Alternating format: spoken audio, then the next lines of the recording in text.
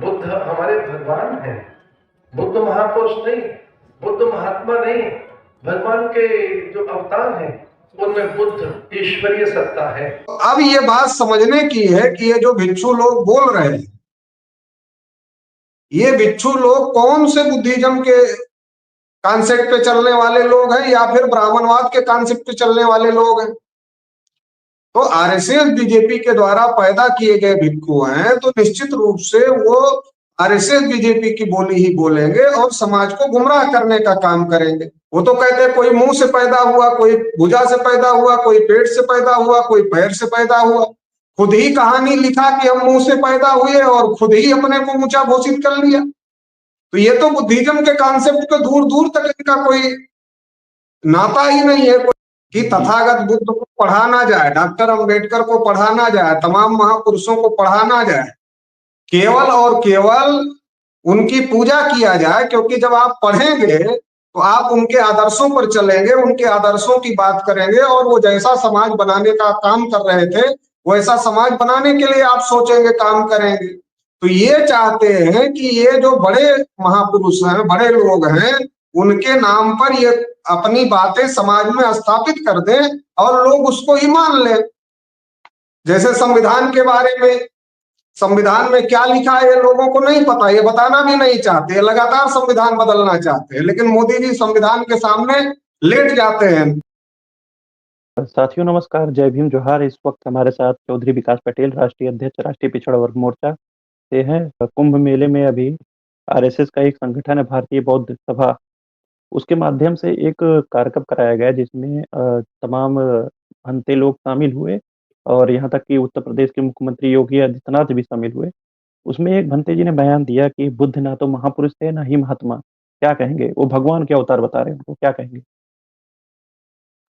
देखिए, लगातार RSS BJP के द्वारा और ब्राह्मणों के द्वारा एक लंबे समय से ये कोशिश हो रही है कि जो मूल्यवासी बहुजन समाज के जो आदर्श हैं उन आदर्शों को ब्राह्मणवादी व्यवस्था में कैसे समेटा जाए। इसी के तहत तो बहुत सारी बातें वो कर रहे हैं। और ये जो अभी कुंभ के अंदर जो जिस प्रकार की बात हो रही है कि बुद्ध अवतार थे, ये बातें पिछले लंबे समय से कही जा रही है कि तथागत बुद्ध विष्णु के अवतार थे, जबकि तथागत बुद्ध और बुद्धिज्म का जो कॉन्सेप्ट है उसमें अवतार का कोई कॉन्सेप्ट है ही नहीं।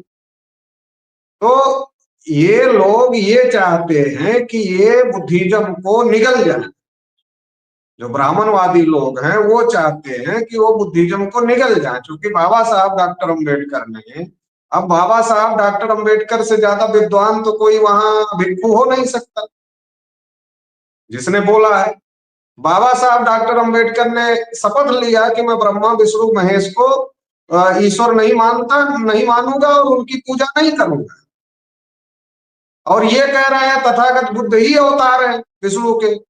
और बाबा साहब अंबेडकर ने जब कन्वर्जन किया, बुद्धिज्म को स्वीकार किया, तो बाबा साहब अंबेडकर ने प्रतिज्ञा लिया कि मैं ब्रह्मा विष्णु महेश को ईश्वर नहीं मानूंगा और उनकी पूजा नहीं करूंगा।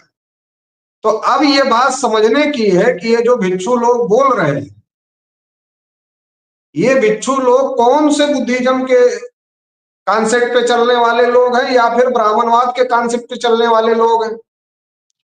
तो आरएसएस बीजेपी के द्वारा पैदा किए गए भिक्षु हैं, तो निश्चित रूप से वो आरएसएस बीजेपी की बोली ही बोलेंगे और समाज को गुमराह करने का काम करेंगे। क्योंकि आज इनके सामने एक बड़ी चुनौती है कि आज देश में और दुनिया में बुद्धिज्म को लोग स्वीकार कर रहे हैं। उसका रीजन ये है कि समता, स्वतंत्रता, बंधुता, न्याय का जो कॉन्सेप्ट है वो कॉन्सेप्ट बुद्धिज्म का कॉन्सेप्ट है। जो आज ये सनातन सनातन सनातन की बात कर रहे हैं, ये सनातन इनके पास कहाँ है? सनातन इनका है ही नहीं। सनातन तो बुद्धिज्म का है और सनातन का मतलब ये है जो शुरू से चला आ। तो शुरू से क्या चला आ रहा है? शुरू से ये चला आ रहा है कि हर इंसान इंसान बराबर है। ये शुरू से चला आ रहा है। प्रकृति ने सबको बराबर बनाया, सबको समान बनाया, तो इसलिए सभी लोग समान हैं। ये शुरू से चला आ रहा है। लेकिन ये जो ब्राह्मणवादी व्यवस्था को मानने वाले लोग हैं वो कहाँ इस बात को मानते हैं। वो तो कहते हैं कोई मुंह से पैदा हुआ, कोई भुजा से पैदा हुआ, कोई पेट से पैदा हुआ, कोई पैर से पैदा हुआ। खुद ही कहानी लिखा कि हम मुंह से पैदा हुए और खुद ही अपने को ऊंचा घोषित कर लिया। तो ये तो बुद्धिज्म के कॉन्सेप्ट पे दूर दूर तक इनका कोई नाता ही नहीं है, कोई रिश्ता ही नहीं है, ना इनका सनातन से कोई रिश्ता है और ना ही बुद्धिज्म से कोई रिश्ता है। जी सर, बुद्धा भी कहते हैं कि मैं किसी भगवान का अवतार नहीं हूँ, मैं कोई भगवान नहीं हूँ, ना मुझसे कोई चमत्कार की उपेक्षा करना।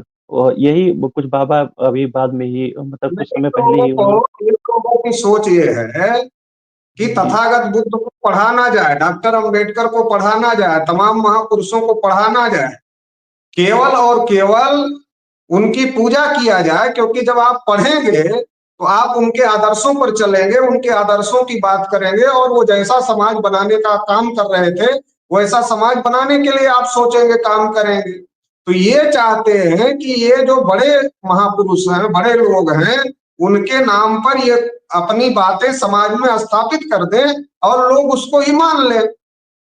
जैसे संविधान के बारे में, संविधान में क्या लिखा है ये लोगों को नहीं पता, ये बताना भी नहीं चाहते, लगातार संविधान बदलना चाहते हैं। लेकिन मोदी जी संविधान के सामने लेट जाते हैं, नतमस्तक हो जाते हैं कि लोगों को लगे कि हम संविधान का बहुत सम्मान करते हैं।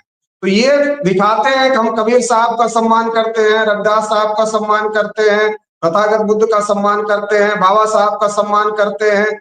तो ये दिखावा करते हैं और उसी के साथ साथ ये कोशिश करते हैं कि उनकी जो मूल विचारधारा है उसको दबा दिया जाए और उनके नाम पर अपनी बातें लोगों के ऊपर थोप दिया जाए। ये एक बहुत बड़ी साजिश का हिस्सा है। ये जो ब्राह्मणीकरण का मामला है, चूंकि देश में ब्राह्मण तो बाद में आए तो यहाँ की जो चीजें थी उसका इन्होंने ब्राह्मणीकरण किया, उसको अपने हिसाब से इन्होंने डिफाइन किया और उसको समाज में स्थापित करने की कोशिश किया। अभी भी वही कर रहे हैं। ये जो कलम संस्कृति होती है, कलम संस्कृति होती है कि पेड़ की जड़ किसी दूसरे पौधे की है और उसको काट करके दूसरे पौधे का ला करके टहनी उसमें जोड़ दिया जाता है, तो नीचे जड़ किसी की है और ऊपर फल किसी का आना शुरू हो जाता है। तो ऐसे ही जो ये ब्राह्मण धर्म है, जिसको ये कभी सनातन कभी हिंदू कह रहे हैं, ना ये हिंदू है ना ये सनातन है, ये ब्राह्मण धर्म है। ये भी ऊपर से ब्राह्मणों के द्वारा ला करके एक टहनी जोड़ी गई है, जड़ें हमारी ऊपर से अपना जोड़ करके अपना फल निकालने का काम कर रहे हैं। अभी जैसे महाकुंभ है जी, अभी महाकुंभ है, तो महाकुंभ किसका है जी? महाकुंभ जो चीनी यात्री थे ह्वेनसांग, उनके अनुरोध पर महाराज हर्षवर्धन ने जो है महाकुंभ का आयोजन किया था। वो हमारी परंपरा है, बौद्धों की परंपरा है। आज शैव वैष्णव के नाम पर, तमाम नाम पर उस पर कब्जा हो गया है कि ये सब इसके ठेकेदार हैं, जबकि इन सब की शुरुआत तो गिरावी ब्राह्मणी शताब्दी में हुई, उसके पहले तो इनका था ही नहीं। जी जी नहीं, इनको लगता है कि जो तथागत बुद्ध को मानने वाले लोग हैं उनको इसमें एसिमिलेट कर लिया जाए। तो तथागत बुद्ध को जो मानने वाले लोग हैं, अगर बुद्ध के नाम पर कोई झूठी बातें प्रचारित कर दी जाएगी तो उसके आधार पर जो तथागत बुद्ध को मानने वाले लोग हैं वो इनके ब्राह्मणवादी व्यवस्था के झांसे में आ जाएंगे। तो ये ब्राह्मणवादी व्यवस्था के झांसे में फंसाने का षड्यंत्र है। बाकी ये बुद्ध को मानते नहीं है, क्योंकि बुद्ध का जो सिद्धांत है वो बराबरी का सिद्धांत है, इनका जो सिद्धांत है वो गैर बराबरी का सिद्धांत है। दोनों ठीक अपोजिट है।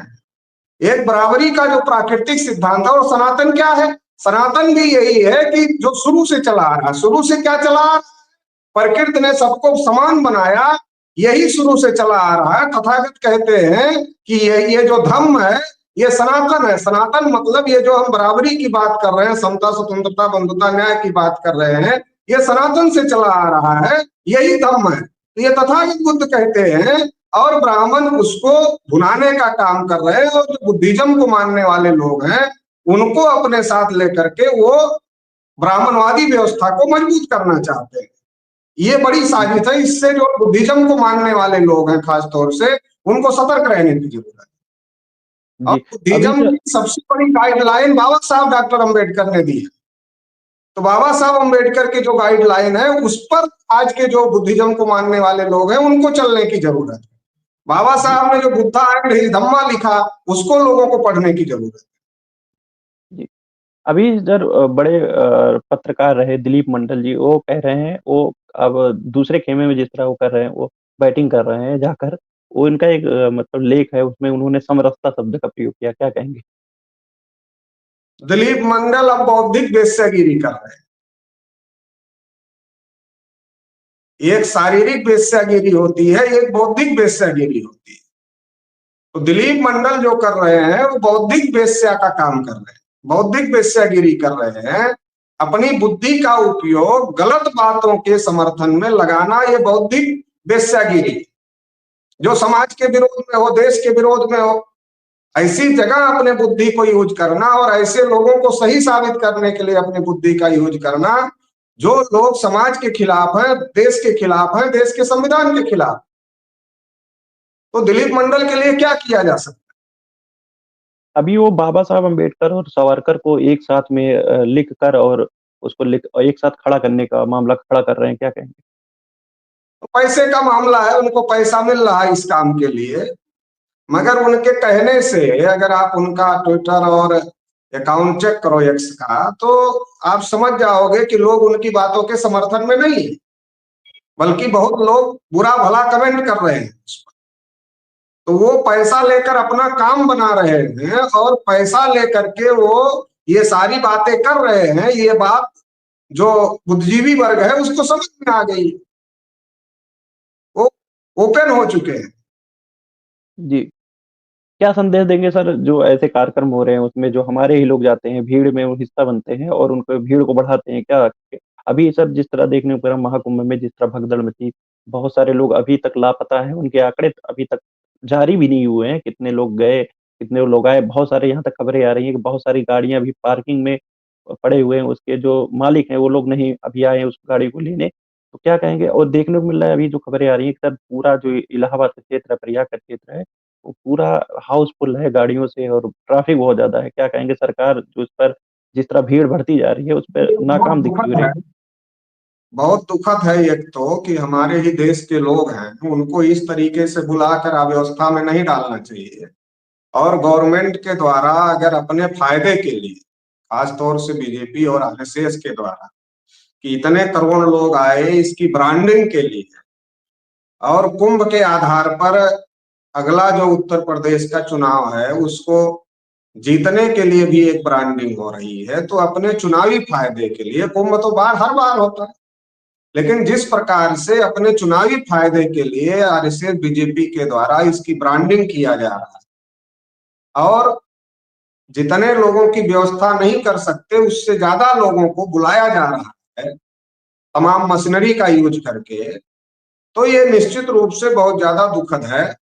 और इसमें तमाम लोगों की जाने गई हैं। अभी मौत का जो आंकड़ा है उसको एक बार घोषित करने के बाद अभी तक घोषित नहीं किया गया है, जबकि कई प्रकार की भगदड़, कई जगह भगदड़ हुई, ऐसे भी तमाम मीडिया रिपोर्ट्स आई। और मृत्यु का जो आंकड़ा है वो इनके घोषित करने से बहुत ज्यादा है, उससे कई गुना ज्यादा है, ऐसी भी मीडिया रिपोर्ट्स हैं। तो लेकिन इसके बावजूद भी सरकार के द्वारा इन सब चीजों पर कोई कार्यवाही नहीं की जा रही है। इससे ये पता चलता है कि ये किसी के नहीं। अभी तो ये कह रहे थे कि हम फला धर्म वाले के नहीं हैं, फला धर्म वाले के हैं, हम मुसलमानों के नहीं हैं लेकिन हिंदुओं के हैं। लेकिन अब इन्होंने जिनको बुलाया उनको ही अपनी राजनीति के लिए यूज कर रहे हैं और उनके साथ ही अन्याय हो रहा है, उनको ही वही वही मर रहे हैं, वही भीड़ में धक्के खा रहे हैं, वही परेशान हो रहे हैं, वही कई कई दिन गायब हो जा रहे हैं, अपने परिवार से छूट जा रहे हैं। तो इससे ये पता चलता है कि ये किसी के नहीं है, ये राजनीति करने के लिए सारा कुछ कर रहे हैं। तो इसलिए लोगों को इस बात को समझना चाहिए कि राजनीति के लिए यह दिखावा हो रहा है, वरना सारी चीजें तो हमेशा होती है, लेकिन दिखावा जो ये हो रहा है ये राजनीति के लिए और चुनाव जीतने के लिए हो रहा है। तो इससे सतर्क रहना चाहिए और अपनी परेशानी से बचना चाहिए। रविदास साहब की एक लाइन हमेशा याद रखनी चाहिए, जब मन चंगा तो कटौती में गंगा। ये बात हमेशा याद रखनी चाहिए। अंतःकरण शुद्ध होना चाहिए, अपने अंदर कोई विकार नहीं होना चाहिए। राग द्वेष से मुक्त होने की आदमी को हमेशा कोशिश करनी चाहिए, और जो मुक्त है वो उसको कहीं भी गंगा गोमती में नहाने की जरूरत नहीं।